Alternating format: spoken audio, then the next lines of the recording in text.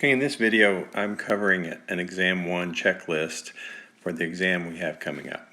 Okay, so the exam is on Thursday, 6/18, and I realize there may be some scheduling problems, so I put in some flexibility. You need to take the exam between 9:30 and 12:30 p.m., and you have 2 consecutive hours from when you start. So for example, if you start at 10 a.m., you would need to finish by noon. So somewhere in there, hopefully you can find 2 hours before the start of your next class, for example. I know one of you has a class at 11:30, so actually let's change this to 9:15 to get you time for that. So let me make that change. Okay, so 9:15, between 9:15 and 12:30 p.m. So the latest start time would be 10:30 a.m. to finish by the 12:30 p.m. time. Okay, if you run across some insurmountable time conflict, hopefully this time works for everyone. I really like to try to get everybody available to take this first exam during this time period. But if something comes up that's insurmountable, just notify me and we can talk it through. Okay, the other thing that you need to do to be sure that you're ready, take the practice exams, hopefully before, by the end of the day on Monday the 15th. That way I can take a look at your submissions. I can check to see if you have some scanning problems. You get a feel for it. You can notify me if you have any technology problems, so be sure and do that. Okay, print your reading assignment worksheets. You're able to use these on the exam. Print your 2 pages of notes. You're able to use these on the exam. And initially I had decided, or I had told you that I would want you to scan those in and send them in, but I've decided that's not going to be necessary. So you don't need to have those ready to be scanned in. Just print those so that you'll have them for the exam. And it's closed book. Otherwise, especially for the part 1, you can't use MATLAB or any internet resources. For part 2, you can use MATLAB. Okay, study tips.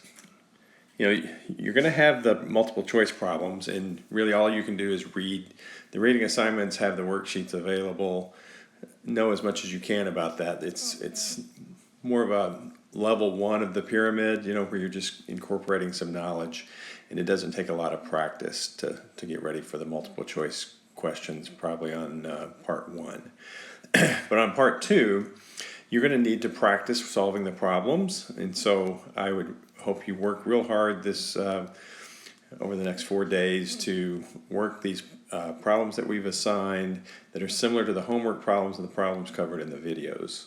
Okay, so work those, get good at doing those. Don't fall into the temptation of just watching the videos without actively being able to reproduce the work. So the strategy I would recommend is, if you see a video that has a problem in it, try to work the problem before you watch the video.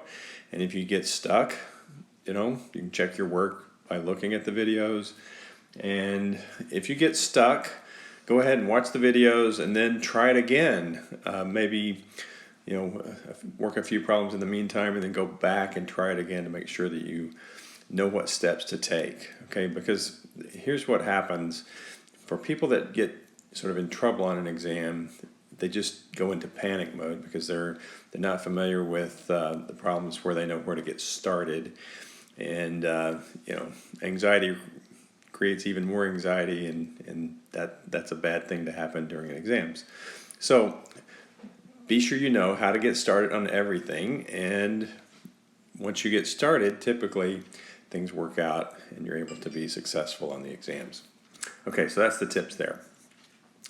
Okay, I also would like you to check the feedback I give for the practice exams. I'm not really going to carefully grade them, but what I'm going to do is I'm going to look for any kind of technology problems. I've already noticed some of the scans that I'm getting back are pretty hard to read, and so check the feedback on that. Work hard to prepare. Don't panic if there happens to be some technical problems that come up during the exam. I'll be monitoring my email, so if you have trouble, you can just shoot me an email. I'll probably even give you a phone number to call so that if something comes up, we'll be able to handle it. Okay, so those are the tips. That's the checklist. Go through that, and you'll be ready for this exam on Thursday.